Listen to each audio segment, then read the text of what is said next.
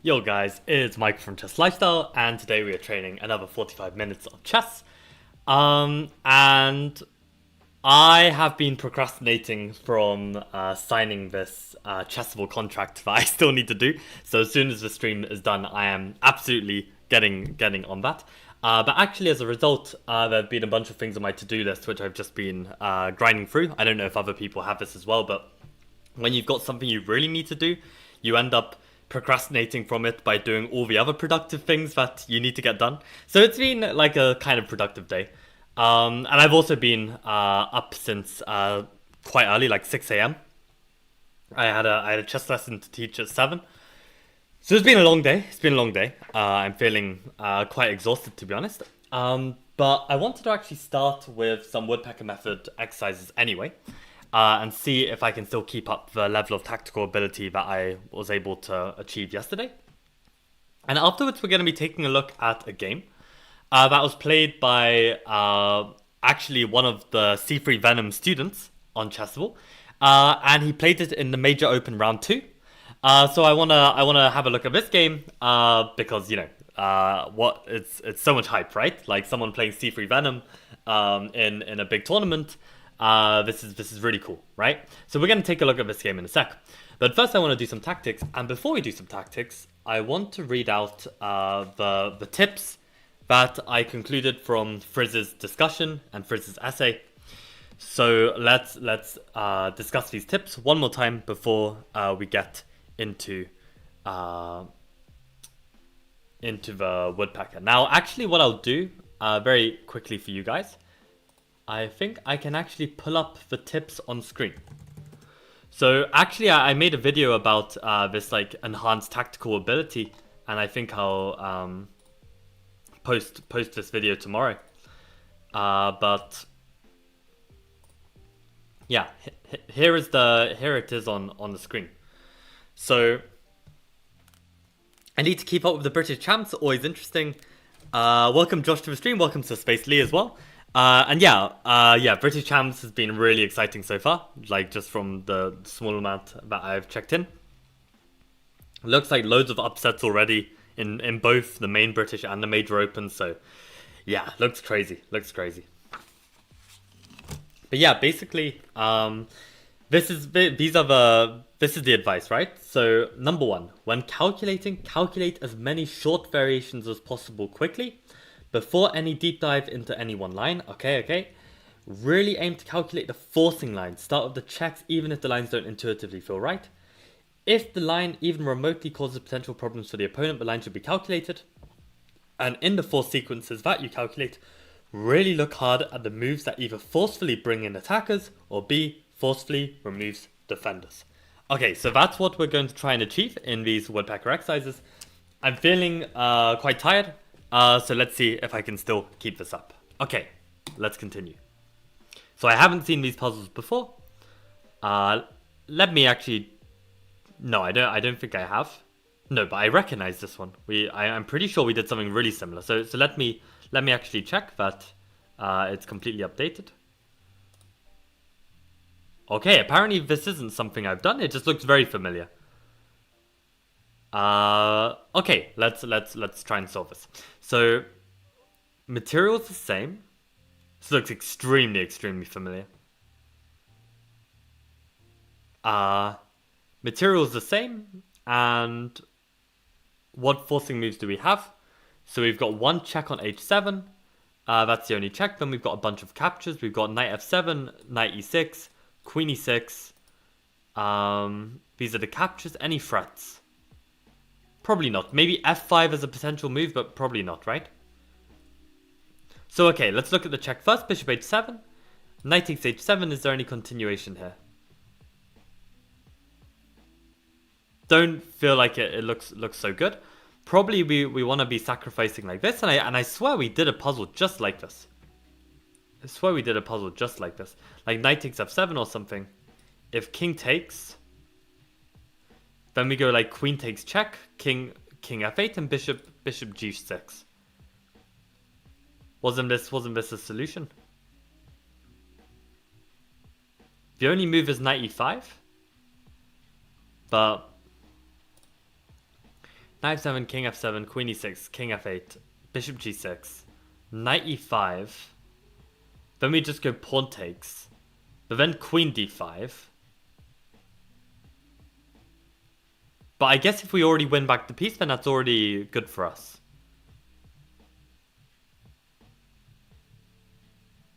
No, I think actually the one we did was when we sacrificed on f7, the other knight came to g5. I remember Frizz's comment saying that, like, whenever you can double sack and then bring the other knight in, then it was winning. So I think this is slightly different. So I think knight f7 looks really effective. Because if they don't take the knight, then we're simply winning by a pawn. And if king takes, then we can go queen e6, king f8, bishop g6. And this looks really, really threatening, right? We're threatening this mate. And the only move to stop it is knight e5, and we just take back this way. And let's go for it.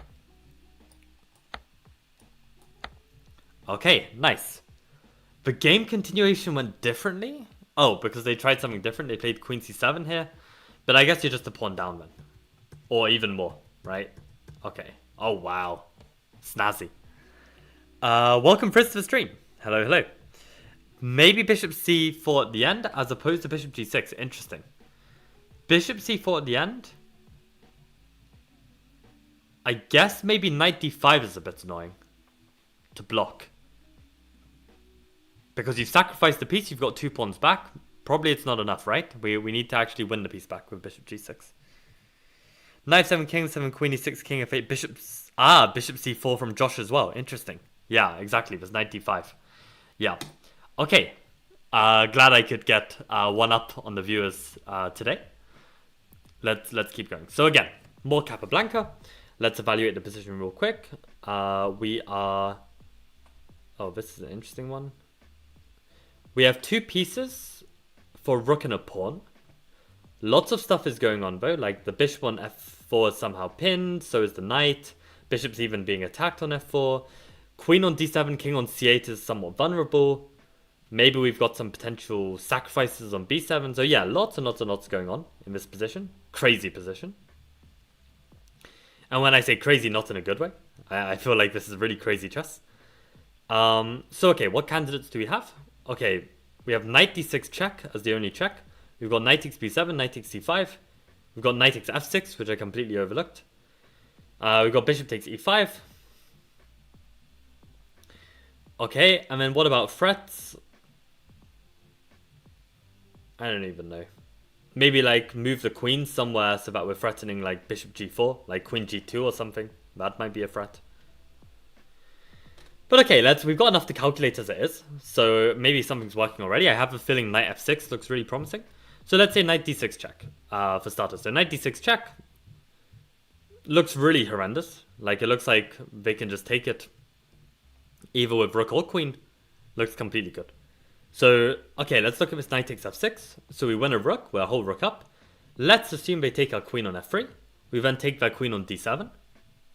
So we are still rook up. If they take our bishop on e2, we're in exchange up momentarily.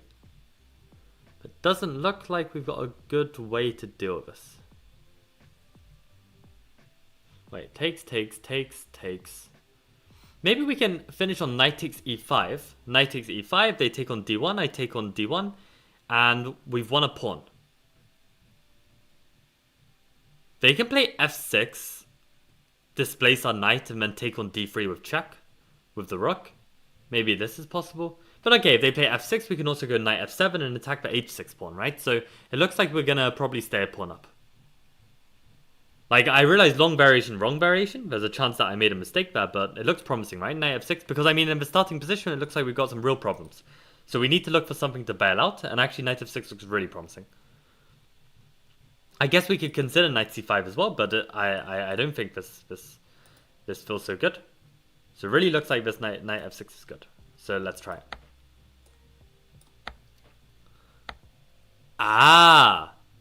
So maybe this is where I need Argaard's candidate ideas, because I kind of went with this candidate move and just rolled with what felt right. Oh wow, and we are actually using this bishop g4 kind of motif, I think. Maybe, like the knight protects it. But what if the queen just moves move somewhere decent. Oh, there's like some bishop takes b7 ideas. That's crazy. Knight d7, bishop e2, knight e5, bishop d1, king d1, f6 is only slightly better for white as the pawn falls, but I looked further than this, right? I literally looked at this position and I said knight f7. Okay, knight f7 is plus 0.9. Like I think like I can give myself this. I mean, given the position looked like it was really really loose, I feel like this is, you know, like I saw at least this much, or at least close to this much, right? Yeah, maybe I missed the fact that rook d3 is coming with check. I have to move, and then he can actually play king rook h3. So I don't keep this. I don't get to keep this passer. Yeah, and it looks like actually they're playing with knight d6 check to go after this pawn. Yeah, so I guess maybe this is a bit unclear. But at least I played a move that's like equalizing, not lost. But okay, bishop f3 is really nice. Did anyone get this? Let's have a look at what chat is saying. I hate this kind of just loading. Yeah, did you call it before I said it, Josh? That's quite funny. Welcome, Gloin, to the stream. Hello. I don't remember it fully, but it's a crazy one. Yeah, this looks pretty crazy. I'm playing a Ukrainian prodigy next round, and I have nothing on them. I mean, Sapsara, just get a good night's sleep, maybe train some tactics with me, and then just give it your best. I think you're on form. Like, I wouldn't sweat it. Just you know, you've put the hard work in. Just play, just play. He'll be more scared of you than you are of him. Like you're also underrated, and like he'll probably look you up and see that like, oh, this guy's like done well in the blitz and rapid. World class mid-level prep. You did call it, Josh. Nice. Sasara speak Russian. Jesus Christ, for us. I'm not sure I can yeah, recommend that. I've gone 1 to 5 in rapid games the past 2 days. What does 1 to 5 in rapid games mean?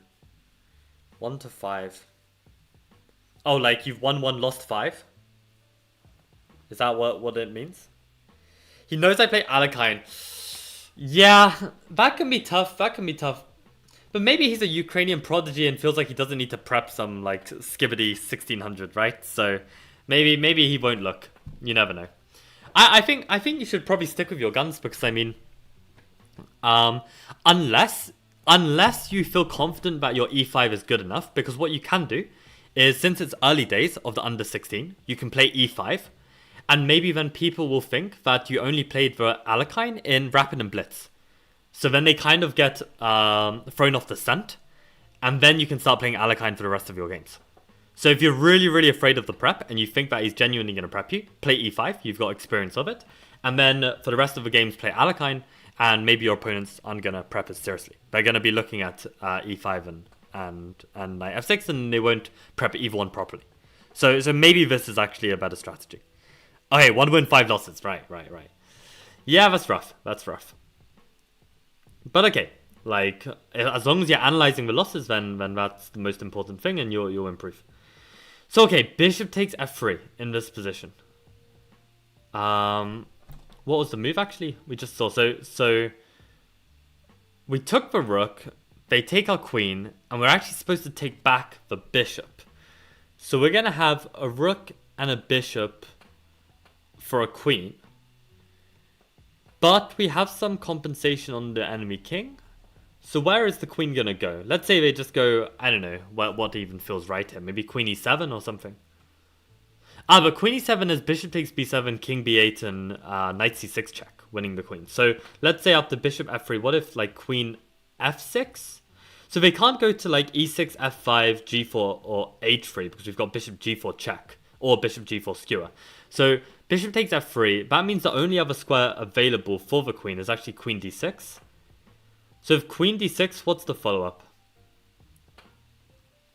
Bishop takes f3, queen d6.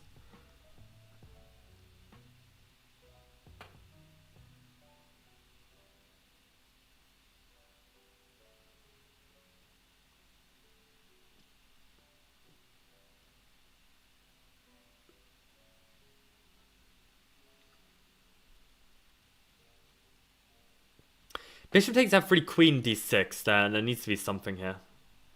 So the most forcing moves are either bishop g4 or bishop takes b7. If bishop takes b7, king b8.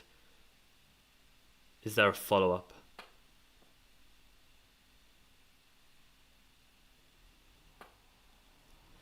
Maybe we can argue. Nah, that's just dumb. That's just dumb. Bishop takes c6, queen d6, bishop g4 check. King b8. Man, I don't know. Okay, we need to look at moves that either bring an attacker or remove a defender, right? This is also an important principle, right? So bishop takes f3, queen d6. Do we even have a threat? Like if we, let's say, made the queen disappear from the board. Do we even have a threat in this position? Let's say bishop takes f3, queen d6, and the queen just magically disappears. What are we doing? Or maybe the point is then we have to win the queen somehow, right? Because if we've got no like follow-up, then... Yeah, I don't get this.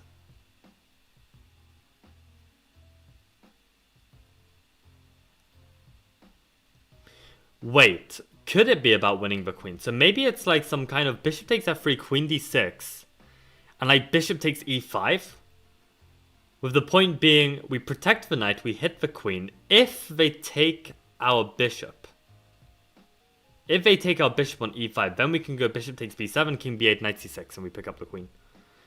Yeah, I think it's that. I think it's that. Jesus Christ. Yeah. Wow. What a move. What a move.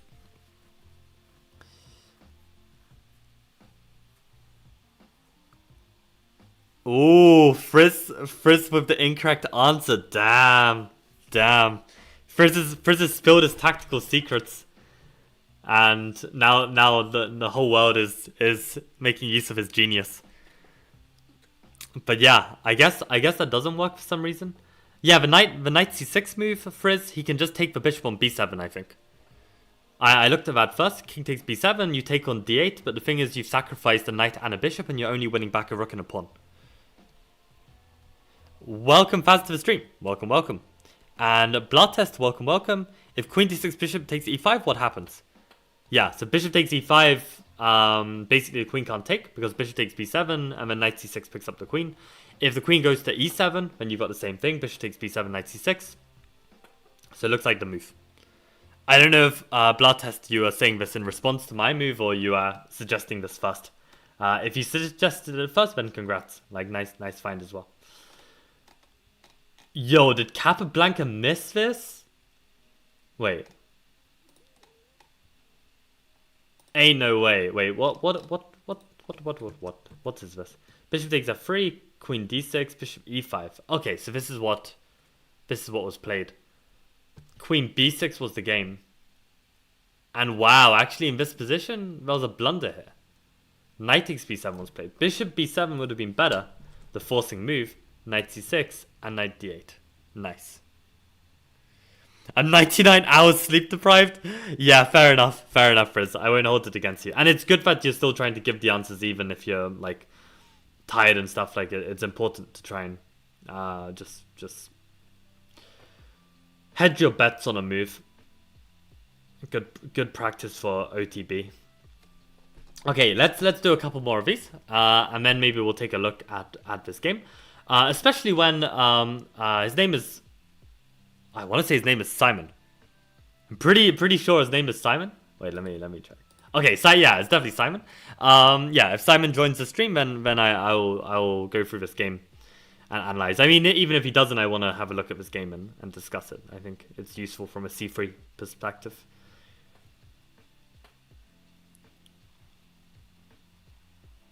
Okay, so let's try and do this properly again. So 6. Okay, equal material, but we've got bishop pair against bishop knight. His king's a little bit exposed. We've got some tension with the rooks. Okay, fair enough. So what moves come to mind? So, okay, we've got to look at the most forcing moves, even if they make no sense. So knight d4 check. Rook takes d3. Bishop takes a3. Horrendous move, but whatever. Rook takes h1. And then in terms of threat, I think f4 came to my mind as like an interesting move quite early on. Maybe bishop c4. Any other moves that can disrupt white's position? Maybe rook h3. Yeah, that kind of looks like the lot. So let's start with the check. Knight d4 check. Knight d4 check. If the king moves to the back rank, we take the rook. Happy days. So knight d4 check. They're forced to take on d4. And then how would we recapture? If we recapture with the pawn, they don't have to move the knight. Maybe they can throw in rook takes h8. But let's say they do move the knight. Have we achieved anything? Maybe we've achieved getting the bishop pair, but this isn't really a tactical solution.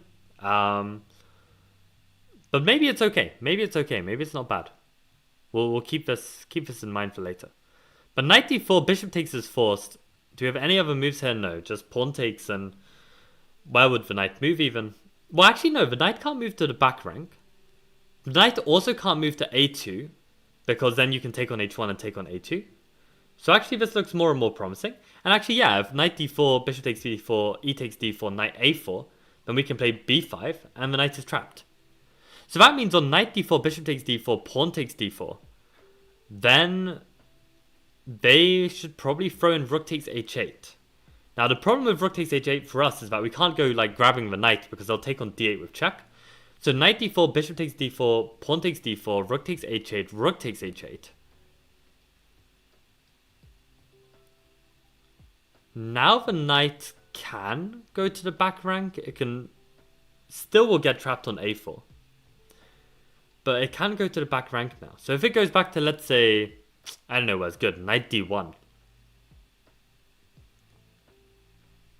What can we do here? Or can we already say that we've improved the position significantly? I mean, I feel like we have, to be honest. For the record, I don't think throwing in rook takes h1 first helps. Rook h1, now knight d4. Because the problem is here, the king can even move to the back rank, right? They can just play king d1. There's no more tension on the rook on h1. So it looks like we have to go knight d4, bishop d4, pawn takes d4. And they go rook h8. We have to take. They move their knight to d1. And we have a very dominant position. Okay, that's decent. Maybe we can do better. So what other moves came to mind here? We also had like rook takes d3. It's terrible. Maybe we could go f4 as a threat. If f4, pawn takes, bishop takes. Maybe now we can go knight d4 check. The king can't go to the back rank. They have to come to e3. And then maybe we can play knight takes c2 and win the exchange, right? So this move f4 looks promising. This was also my intuition. So f4. Let's say they take on h8. Again, we have the dilemma of taking on d8 with check. So if f4, rook takes h8, rook takes h8. And here, now if they take on f4, pawn takes f4, if bishop takes f4, knight d4 check. And in this position, yeah, they still can't come to e3. And if they go to the back rank, we've got rook h1, and we pick up the rook in the corner. So more and more I'm looking at this f4, looking more and more promising. So is there any other... No, the bishop has literally not got a single safe square. So I think it should be f4. I don't think I'm missing a line of analysis. I think we've looked at everything.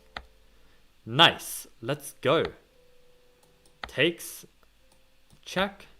Nice. So in this starting position, let's actually see if black is still better after knight e4. I think we are, but we're just not tactically winning. Man, this is the kind of confidence that I've been needing in my calculation for so long, so long. See, look, knight e4 is even strong. Knight d4 is even strong. Takes on h8. This is what I calculated, and I calculated knight d1 is best. But yeah, this is really garbage for white, right? This is also looking strong. So I think Woodpecker is doing the readers dirty by not mentioning this line. But yeah, this is even more concretely winning. We're just picking up material here. Man, let's go. Okay, move spoiler. I hope I don't fail the puzzle. f4, gf4, ef4, bishop f4, knight d4, and we win a rook. Nice. Rook h8 intermediate, doesn't change anything. We still win with rook h1. Nice. Good calculation. Ah, yes, it's me actually, Simon. Okay, welcome Simon to the stream. Welcome Blatest. Aha, it's that guy. Look on chat. Right. If Capablanca got it perfect, the woodpecker officers would never allow it. Yeah, we gotta hate on Capablanca in the stream. Okay, cool. You called it first, Pilates? Nice, good job, good job. Right, so on that note, first of all, I am absolutely shattered, and we can still calculate. It's amazing, like these 3 pieces of advice from Fritz completely changed my calculation. I don't even know how to thank this guy, except to say thank you. But yeah, no, this is awesome. This is awesome. So I mean, I'm gonna basically try and keep up these tactics as much as I can every day in the build up to Prague, and I think this is gonna make a huge difference. So yeah, we'll see how that goes. But okay, let's now take a very quick look at something different. Let's take a look at oh god. At Simon's game. So Simon very, very bravely told his coach, my dude, I'm gonna play this 1c3 move. And the coach is like, what are you doing? And Simon's like, well, there's this guy who made this course. And you know, Simon's favorite opening is the Caro-Kann. So, you know, it makes some sense to try some 1c3, right? So yeah, Simon messaged me this morning saying, like, you know, he's 95% certain that he's going to play it. And I told him before the game, make sure you're 100% certain that you're either going to play it or you're 100% certain you're going to play your other repertoire, which I believe is 1e4. Because, you know, if you don't, if you're not 100% certain, then there's always a chance that in the game, if things start going south, you start regretting your decision and you start like thinking, crap, like I wish I played my other repertoire. It's very, very common. This problem. So you really want to make sure you have any of these doubts out of the window. Like you're set on this repertoire, you're going to play it, and yeah, you're at least for the next game, you're gonna play it for sure. So let's take a look. So the thing is with chess, the unfortunate thing is that no matter how much you study, your opponent will always surprise you. And the thing is, I believe Simon has actually done a decent amount of the course. Maybe you can correct me if you're wrong, Simon, but have you finished the course? Because this discussion of the modern, I cover in my final chapter on revolutionary thinking.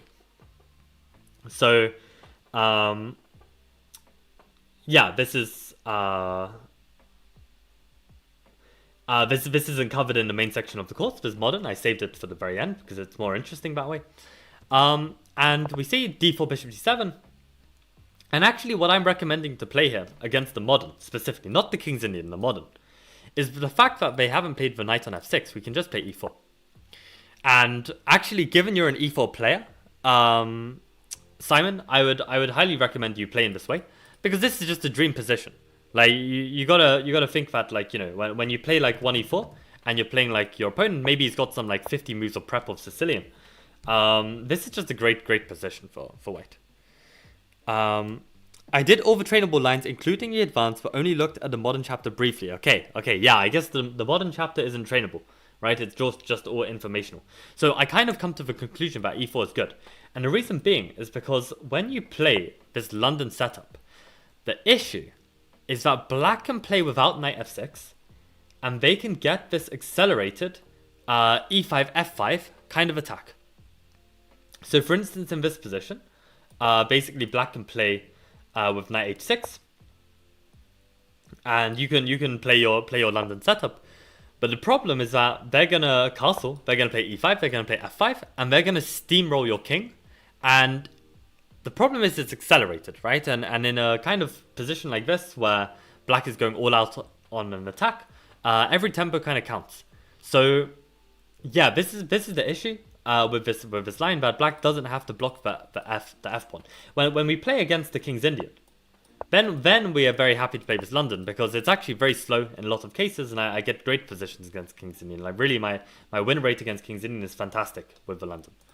And lots of King's Indian players hate the London, so for a good reason. But these modern players are a bit tricky. They get this accelerated attack.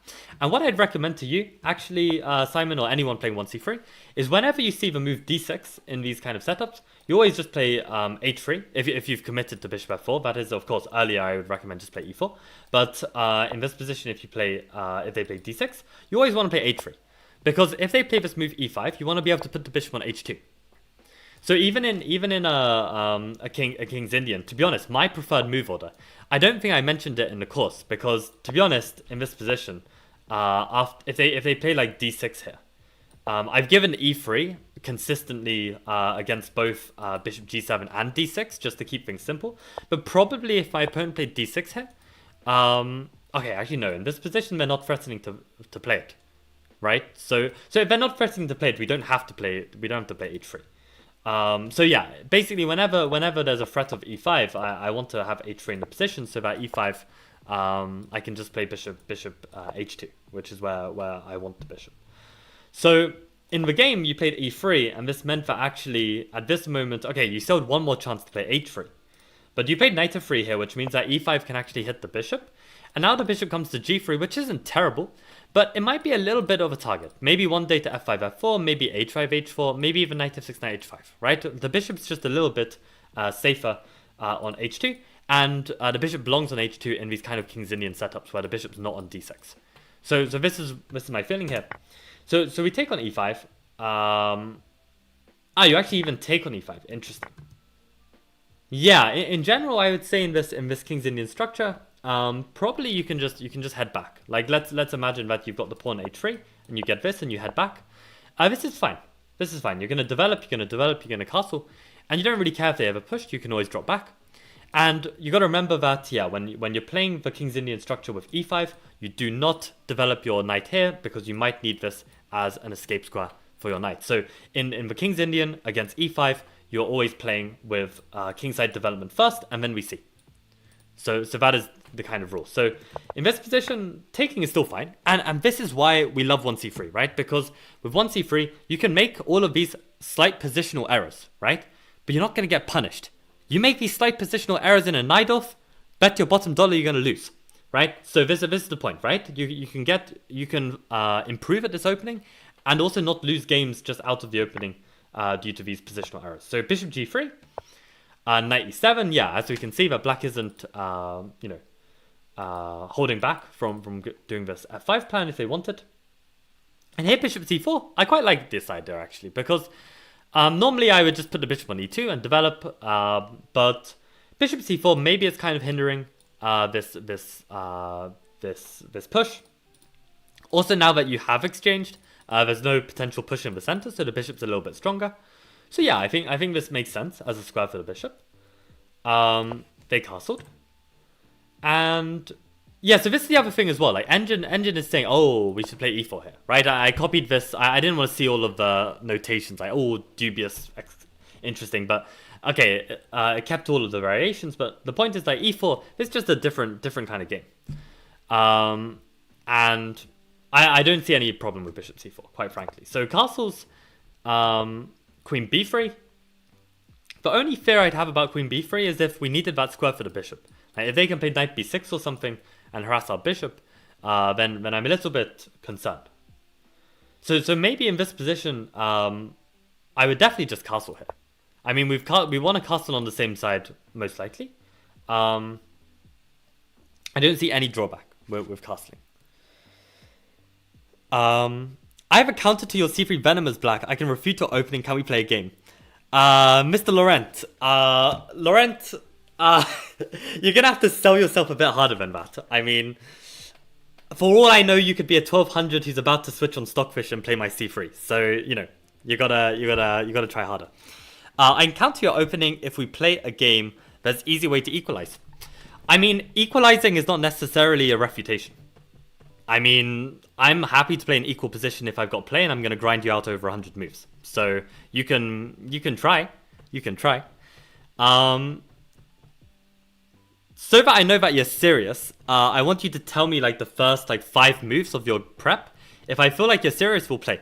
Because okay, if you're some Stockfish user, then maybe you'll struggle a bit to work this one out. So okay, we'll see. I made a lot of positional errors. Yeah. Okay, if you make a lot of positional errors, then things might go wrong.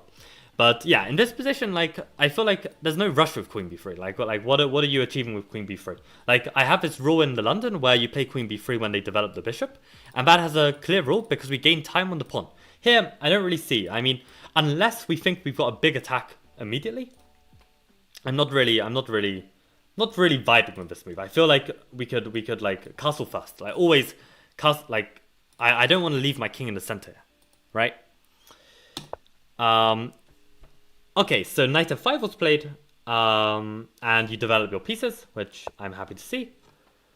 I wonder if you can continue with this plan of queen b3 and go... Oh no, knight g5 hangs a piece, so don't hang a piece. Okay, and that also makes sense, maybe why they play knight f5. Knight d2, queen e7, and knight e4. Uh-huh. So is the reason actually why you're delaying castling is because was there some consideration of castling queenside? Because to me, what I'd recommend, especially against the King's Indian, I would never castle queenside.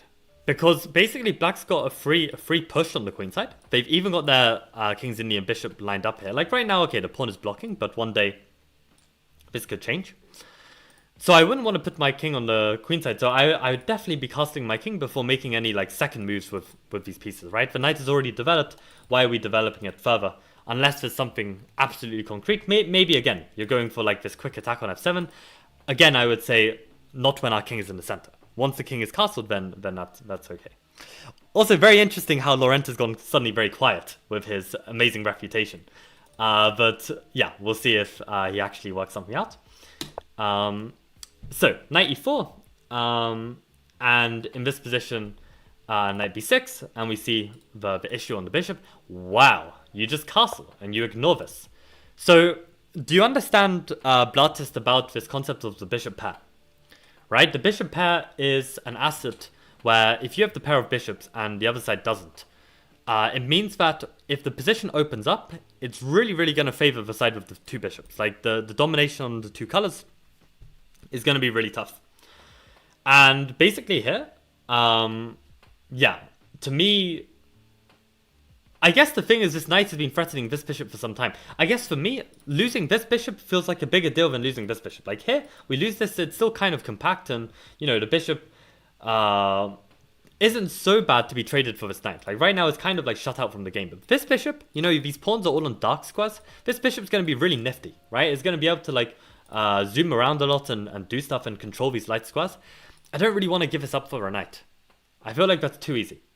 So in this position... yeah, he manages to just trade off both your bishops. I wonder if I would have done that. I wonder in this position, maybe I would have just taken this bishop and kept this knight. Because in a way, I would love to play bishop pair against this piece configuration and keep a knight in case, you know, a knight is useful, right? Like, I don't see any reason why I need to capture this now. Like, the bishop's not going anywhere. Maybe I wait for you to play h3, threatening to escape, and then I take, right? There's no need to take this bishop immediately.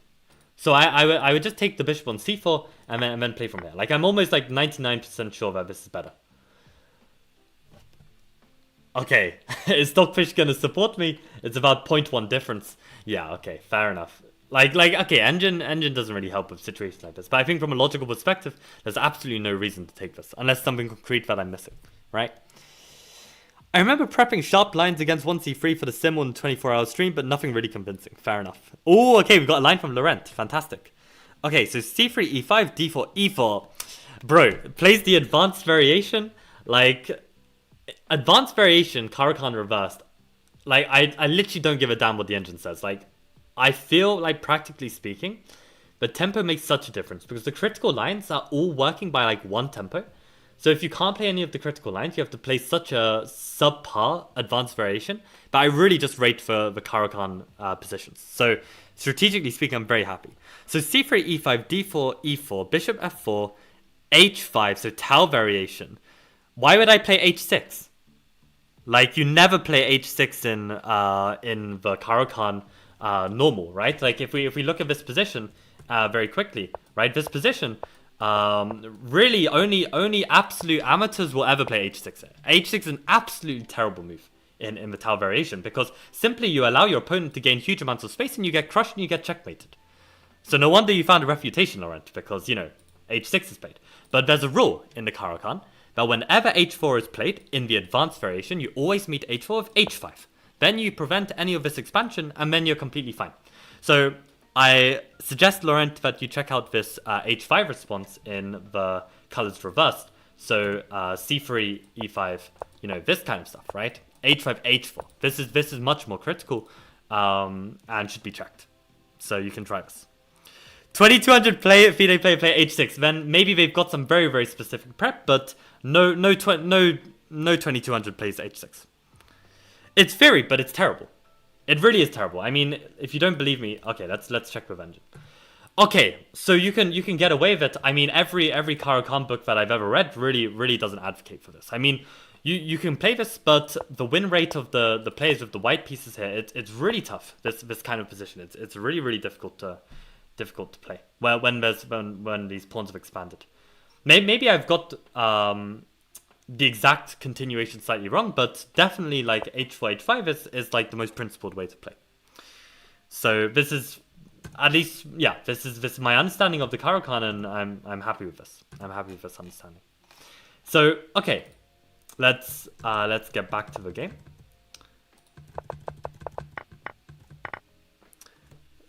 What are people saying?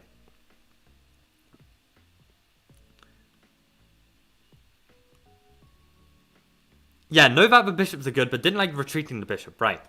I mean, I can understand that maybe you don't want to spend that tempo, but I think the kind of strategical downsides of losing that bishop outweigh the tempo from just retreating. I understand retreating it is never like something you really want to play.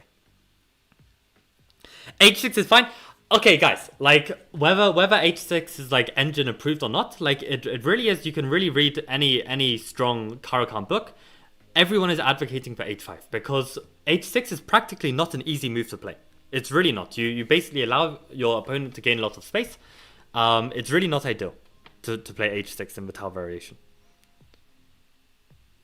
Okay, so maybe you know, saying it's terrible is a bit like of hyperbole, but I mean, I genuinely think that if I play h6 there, I'm really going to lose most of my games. It's really rough.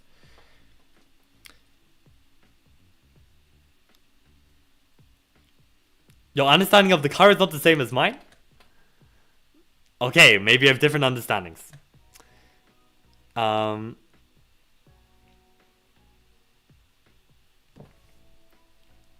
Okay, from an objective standpoint, maybe not to be so harsh. I mean, obviously, like the engine, you know, said there's only 0.1 difference, right? So there's no difference. But I don't know, like practically speaking, like it's really rough. It's really rough. Like every time you see some guy on Twitter like boasting about how they've won like some beautiful attack in the Tau variation of the Caro-Kann, it's almost always this h4 h6 line. It's never h4 h5. Okay, like okay, fine. h4 h5. There are some like interesting lines for white, of course, but this h6 line, I really feel like you can really get battered. I always play the Tau variation against Caro-Kann, so I adapted my line against c3 d4. What do you think? Okay, I mean, I haven't seen what you play against h5 yet, so I don't know, Laurent. But okay, we could potentially have a game. Like if you're really adamant that your prep is strong, I'm down to get tested. Sounds good. Yeah, that's true. Actually, Jan, you can also play this other type of Caro-Kann. Like, right, even though my course I'm recommending this bishop f4, right? You can also play c4 here. This is also very legit, and black should probably know their stuff. But I'm a typical bishop f5 player with the Caro-Kann from the black side, so I advocate for this bishop f4, and it's kind of in line with the rest of our repertoire, right? We want to play this London. Anyway, let's continue with the game. So we get this, bishop e6. Yeah, we have to move the queen. Yeah, and the problem is that this position is definitely not gonna get any more closed. Although e4, I really like this move, actually. e4 is a really good attempt to try and keep things a bit closed, because either they have to take and then give themselves an isolated pawn, which is probably not good, or they let the position become a little bit more closed. Maybe now this bishop is somewhat of a liability. So this e4 move is really good. Again, I don't care what the engine says. I really like the logic behind it.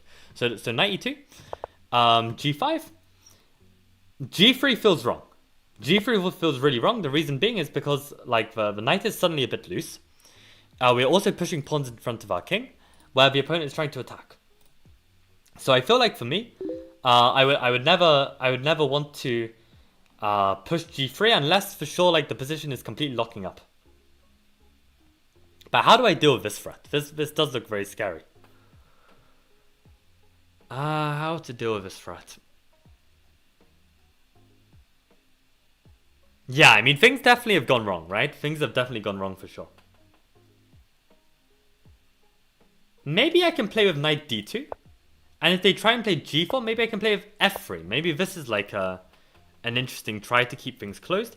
In the center, yeah, they can open up this file, but I'm just going to hide my king on h1 and put a rook on g1. What does the engine think about this? Let's have a look. So here, okay, it hates everything. Knight d2. If g4, f3, oh god, it's really not happy. I mean, okay, this is why like I try and avoid these positions altogether because, you know, like defending is tough. I'm not so good at defending. So, okay, maybe this gf3 is not the way. Oh, knight f3 is... I don't know. This is really tough. I mean, I thought it made some sense, but I guess not. Concretely, there's like some problems. I mean, there's queen c5, queen e3. It doesn't feel like it's... if it's winning a piece, then it's winning a piece. Yeah, maybe that's a problem. But actually, this position is so bad. I guess they've still got the same fork, right? So... Let's say black made a nothing move. Is this okay? It's still pretty bad. It's still pretty bad. Okay, fair enough. Fair enough. But yeah, in this position, g3, fg3, h5. Okay, trying to keep this close. I can kind of get behind this. h5, bishop g5, and again here, why are we not taking this bishop? I would just get rid of this bishop pair instantly. I'd really want to get rid of this. I mean, unless I'm getting checkmated immediately. This is also a problem maybe with the queen. Maybe the queen earlier in the game at this moment, maybe the queen belongs like somewhere on e2 or something. Like it needs to somehow contribute more to the game. On a4, it's almost like too out of play. But okay, wow. We grab a pawn. That's really bold. Queen g5. Knight f3. And I remember watching this, right? Like you have the most insane like comeback here. He sacks the rook. He forces your king into the open. Your king literally gets pushed to g5. And incredibly, I think around here, this position is yeah, this position is a draw with best play. And that's just wild, right? That's just wild. This is actually crazy.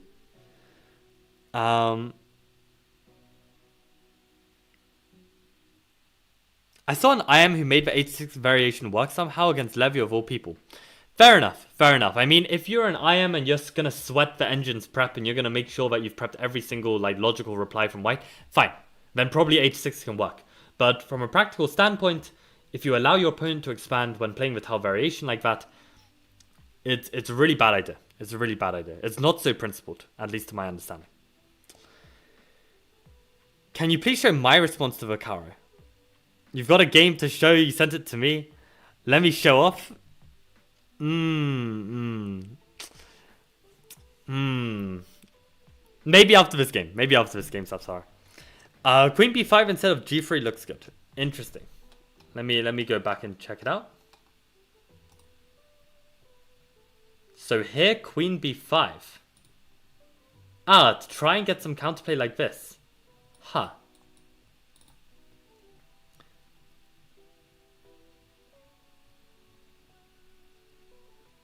Yeah, I like the look of that. I like the look of that.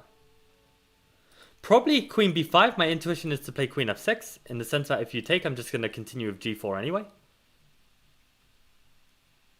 I think it looks decent as well. Let's have a look. Queen b5. g4. Immediately. So what about this move? a6. How clever. If we can displace the queen from the protection of the knight, then... Yeah, I should have been thinking about this, right? The queen is a terrible defender. So it makes sense that a move like a6 is the killer. Very cool. Very cool. Because, yeah, if the queen tries to stay on, then I guess b6, right? Yeah. And all of these squares are covered. Really nice motif. But yeah, okay. So basically things went wrong at this point. And the most miraculous defense ever happened. Like, this is just amazing. And we get to this position. And apparently rook f1 is a draw. So without looking at this position, Okay, guys, I've got the hiccups right now. Like, I can prove it, right? You just saw I hiccuped. Let me show you something magical. So, I have a pint of water. And if I put my bottom lip to the back of the cup, and I drink upside down like this.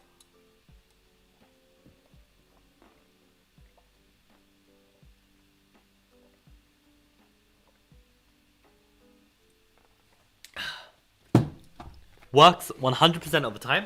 Hiccup's gone. I'm not even kidding. I'm not even kidding. I think it's something to do with like, I still hiccuped. No, the one time it doesn't work, I'm on stream. Are you kidding me?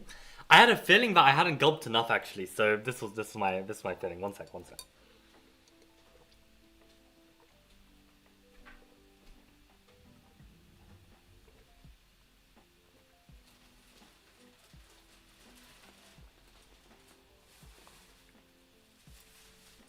Okay, that should definitely do it. There should be no chance of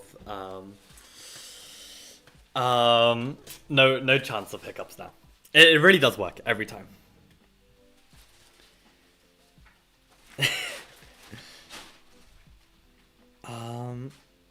Queen b5 c6. C6 of queen b5. Aha. I don't know why c6 wasn't recommended actually. Let's have a very quick look. Where was the queen b5 move?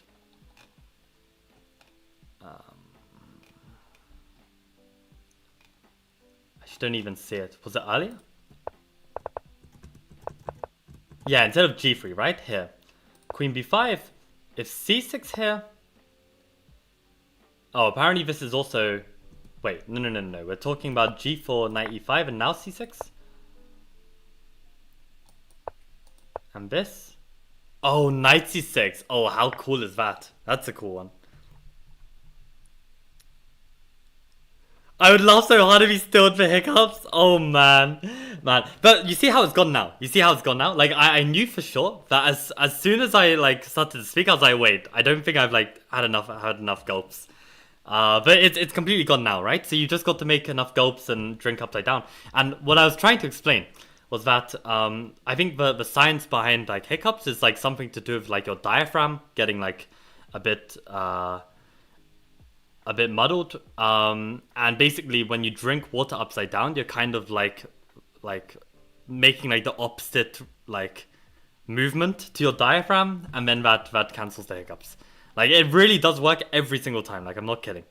But yeah, that was a bit embarrassing that it didn't work.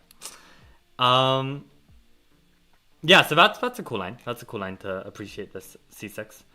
But yeah, what I really want to see is like this moment here. Because, yeah, this is actually a mistake. Rook f1, bishop f3, and apparently we've got a win here. So white, we got a draw. So how would we draw this? So it's a discovered check. We're in check. So we need to put the king somewhere. Where are we going to put the king? We've got three squares. We've got f6, f5, h6. Intuitively, f6 feels right because we're bringing the king towards the king, but then again, we allow queen f4 check. So maybe then we want king h6 because then at least the rook is like more open on that line. Oh god, this is a mess.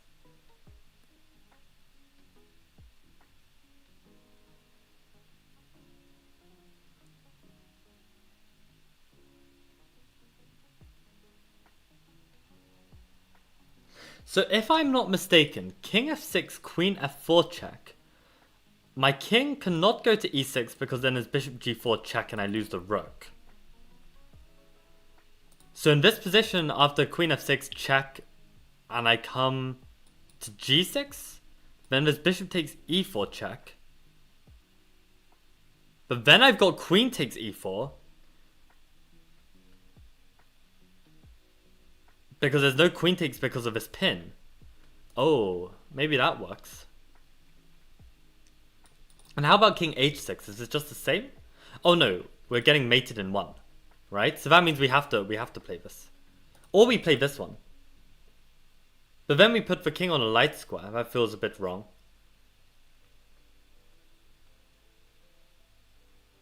Oh, they can even do this. That looks very, very scary. So yeah, looks like king f6 might be the move.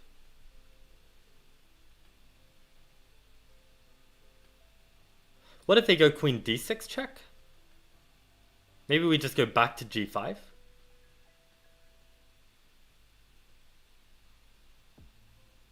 And somehow there's nothing. Maybe we can just go to like g6 or something and the bishop is pinned, right? Maybe this is the draw. Let's have a look. Yeah, king f6, queen f4, king g6. Okay, and they have to repeat and they never have this check because then I can take on e4. Nice. Let's go. Yeah, and then I can take on h5 and we have this endgame. So very, very tough stuff. And incredibly here, after queen b4 check, this is actually a losing move. But the amazing thing is that white then blunders into a win. And queen e7 is winning. Incredible, right?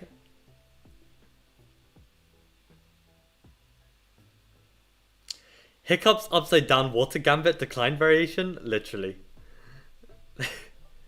Yeah, king e6, queen g7, exactly. I'm reverting to shogi. Wait, Frizz, do you play shogi? I had no idea. I had no idea you were a shogi player. Was that actually how you got into chess in the first place? I don't even remember. I don't remember your origin.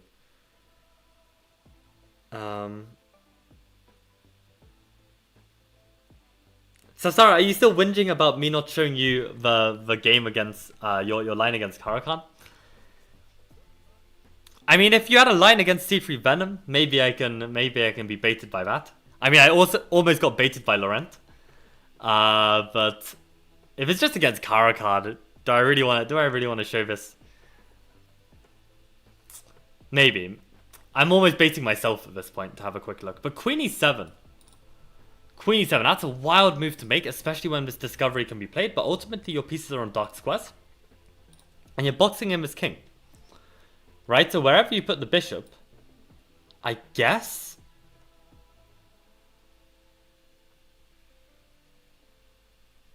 Now king h6 might be playable. And the point being is that there are no checks. Because any check that black plays, you can meet it with queen g5 check and you counter check and you block and you trade. So I think queen e7 is the game winner. But the thing is, what I'm kind of surprised is at the speed at which both of you guys played these moves. Like these last few moves, like I think queen b4 and king g8 and king h6, all of this was played like really, really fast. And I realized that, you guys are getting close to move 40. But I think you still had like 20 minutes left. I'd be burning half of my time on these moves. Because like, yeah, I would feel like this is absolutely critical. This is the moment, this is the make or break it, like, to me. So I would definitely spend time. Whether I would find the right move, that's another question. But this would definitely be like what I'd be trying to do. And the amazing thing is, this is the crazy thing, right? Did you notice this? I have to ask you this, Simon. But in this position, yeah, after this king h6, this is a blunder because now black is winning after queen f4, bishop e6, and in this position it's literally lights out because queen e7, there's just bishop f7, and this is a mating net. This is literally a mating net. White has to sacrifice their queen, and it's over, and it's completely over. And in this position, the guy misses it. Can you believe the guy misses bishop f7? With like still time on his clock. This is the major open we're talking about. This guy, I don't know, like I thought he was like 1800 or something. And the guy misses bishop f7. Absolutely unbelievable. So then actually Simon gets a second chance. And suddenly, we're into this endgame. Hello, rook on a1. And actually, this is still grindable. You both missed it? No, wait, because I was gonna ask actually, like when you played Queen e7, like were you keeping the chillest poker face ever? Because even one small crack of like a smile, it's over. The guy's gonna find bishop f7. So I was thinking like, how on earth did you pull it off? Okay, the way you pulled it off is by literally not seeing it as well. Incredible scenes. How do you not find bishop f7? How do you not see bishop f7 here? It's like this mating net. What is it called? It's like there's a name for this. Begins with a B. There's a name beginning with B for this mate. I can't remember what it's called. But anyway, the pattern is always this bishop and queen. Like, this is a really good one to know. And there was a time in chess where I didn't know this pattern and I lost a game, or like maybe I could have won a game and I missed it. So now I never forget this pattern. This bishop and queen coordination, it's ingrained in my memory forever. So crazy how you both missed it. And then we get this endgame. Now what I'd say is this move, very, very good. Cutting off the king. This is what we like to see. And I think I like this move as well. And I especially like it as soon as the opponent plays b5. Because these pawns, being on light squares means that your pawns are going to be able to sit on dark squares, which protects itself from the bishop.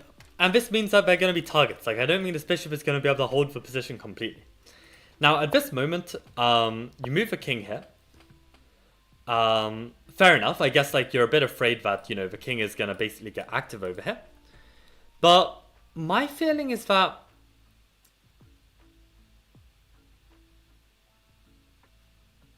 what is my feeling here?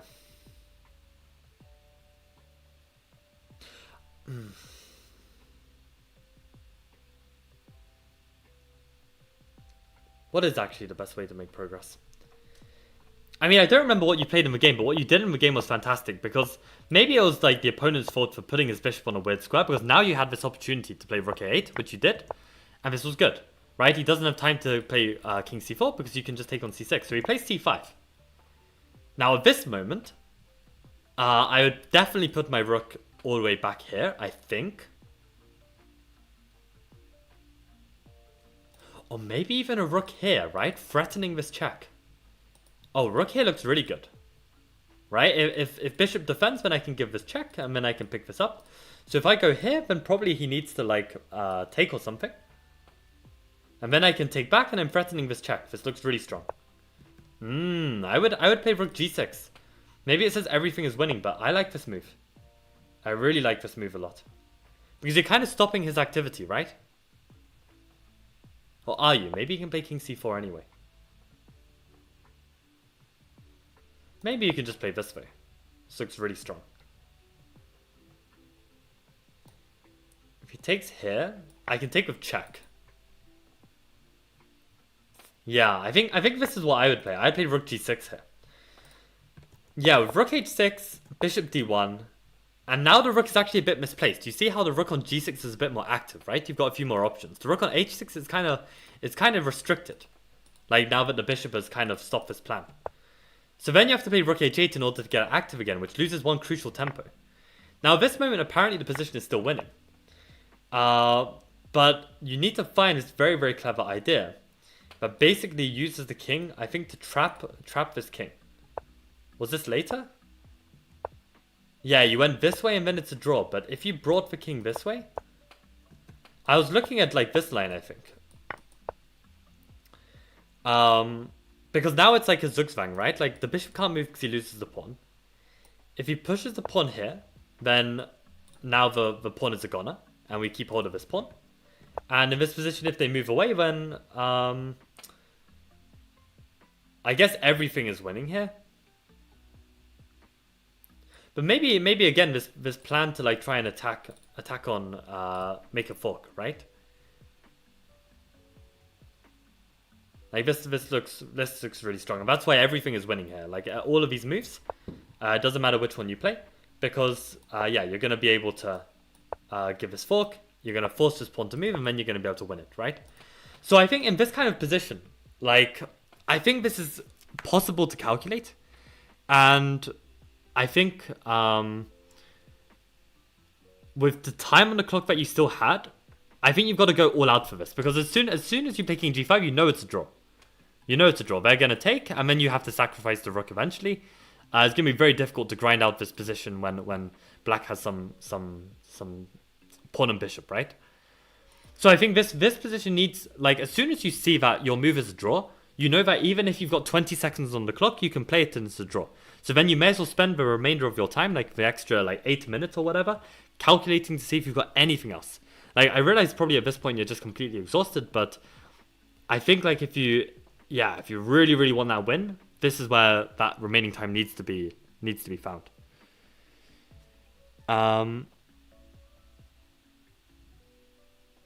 Okay, what are people saying? So Fritz says, I'm trash at Shogi. I was interested in it when I was around 1400 elo.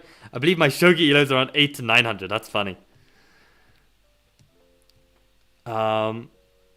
No way, you're the guy who recommended me Uroshino opening for chess player? Yeah, that's me. That's me. Yeah, I've dabbled in my Shogi as well. And yeah, Uroshino is definitely one hell of an opening. Yeah.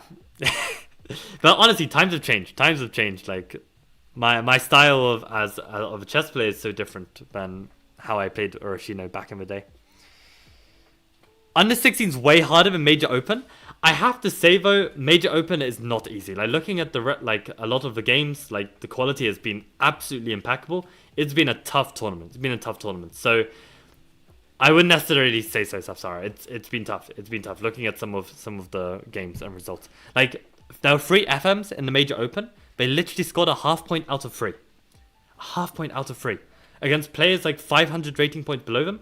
One of the guy who got the half point, like he's actually a pretty strong FM. Like, okay, I know he's dipped a lot recently. He's like 2150 now, but he's actually a pretty decent FM. Yeah, he drew to a 1400. Can you imagine? And 1400 played really well, played fantastically. Crazy, absolutely crazy. Yeah, 17 people watching. Welcome everyone. Absolutely, welcome. What language is this? Feels like I'm in a cult. Let's play, normal guy. So you say that I'm in a cult and then you call me normal? What language are you speaking, Mr. Kung Fu? Like, I have no idea what you're saying. King C5 was better, yeah. Wait, King C5 when? I don't know when King C5. But yeah, really interesting game. Really interesting game. And honestly, like, you know, well done for fighting back, because I mean this opening and how you had so much pressure against your king, I think most players would have collapsed here. The fact that you managed to survive this really is really impressive, and you should really pat yourself on the back for this. But I would say in terms of the opening, the aspects that went wrong, just so you don't make these mistakes again. Firstly, if you're an E4 player, definitely play E4. Like this is like a really nice line. It's really simple to play. And check out my revolutionary thinking chapter on like the explanation of like how to play out this position. And what I would say is like whenever e5 is a threat, always play h3 so you can snug the bishop back on h2. And yeah, normally I wouldn't take on e5. Normally I like to just keep the pawn on d4. This can also help with like potential plans of like pushing c5 and fighting back in the center. So yeah, I think like this is the way I'd go. And definitely be careful of losing that light square bishop, because once you do, your light squares are weaker, the position will open, and it's kind of really uncomfortable. So yeah, not huge mistakes, but yeah, I guess they accumulated and made it tough. And I guess like the problem is as well, like the King's Indian, or this modern, right, like this kind of attacking plan on the king side. It is quite natural. It is quite easy for them to play. So, you know, if you make a few mistakes as well, then it is going to get a bit tough. So I would really study this. I would definitely check out the King's Indian e5 lines, just to understand like the kind of principles here and what kind of counterplay we can get with the white pieces. But also against this modern, yeah, I don't like these accelerated King's Indian lines. So I just prefer to play with e4. And the number of times I play e4 here, and my opponent just like stops and thinks for like a few minutes, because they realize, like they're not really modern players. They're basically playing this g6 because they're expecting that I'm going to just play a London, or they're expecting I'm going to play like some d4 opening, and they're just staying flexible. But then I just switch it to e4. So I think this is a really nice way to go. But yeah, no problem. Yeah, get a good night's sleep. You got your chess tomorrow. Have a good rest, and yeah, best of luck tomorrow. I saw Carlsbad structure is always there. Yeah, Carlsbad is great. Show some sparkling C3 games now that the analysis is finished. I could, but yeah, the best model games are on the course, and I've given some speedrun videos which you seem to have mentioned. So yeah, if you want some model games, I've played some nice model games there as well. What is your favorite chessable course? Um, to chat? Is that like a question to chat, then? Check my game. Okay, for God's sake, Sapsara, let's check your game. Let's have a look. Let's have a look. You played this against Nina Putt. Okay. C3 here? Yo, that's wild. That's wild.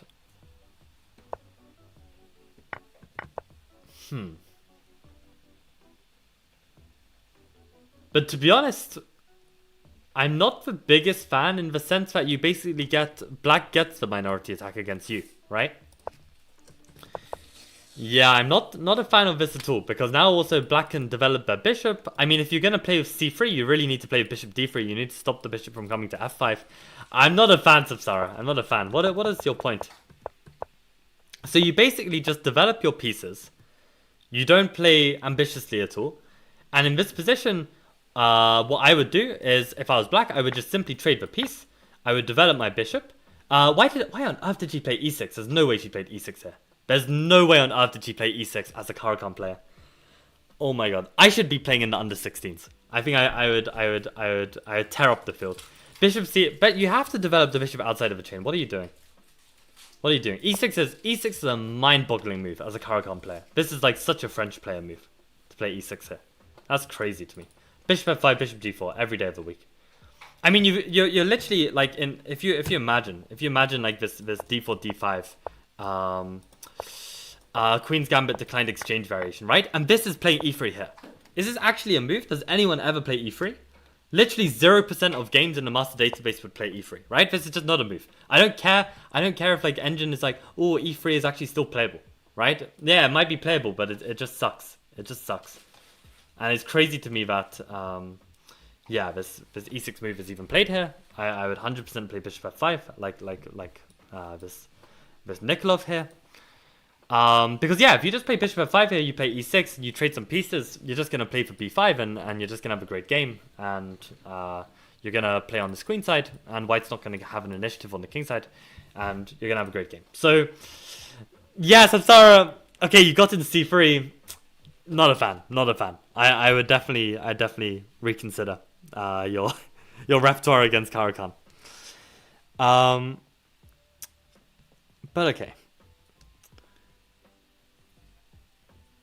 C6 is a refutation. It's so funny, Laurent, that you use this word refutation. I completely disagree with your terminology here. Absolutely disagree. I don't even see how C6 can possibly be a refutation to C3. I mean, the more symmetrical a position gets, the more important the one tempo is, right? So it makes no sense. Now we understand why, like, you've got some crazy whack ideas. We're really gonna make these comments? Okay, I don't know, man. I think you need to reconsider some of your terminology. But yeah, in any case, basically what we can conclude from this stream is that even though I'm absolutely exhausted and tired, I was still able to implement Frizz's recommendations to tactics, and this is actually huge. Like, I've never felt so confident about my tactical ability until this this discussion, and actually I'm going to be posting a YouTube video tomorrow on it, so stay tuned for that. And yeah, this was a good sesh. So yeah, thank you guys for tuning in. I am going to sign some Chessable document and pledge my soul to the organization. Hopefully I get this done tonight. And yeah, best of luck to everyone in the Major Open. And yeah, I guess I will continue the training tomorrow. Okay. Adios, guys. See you around.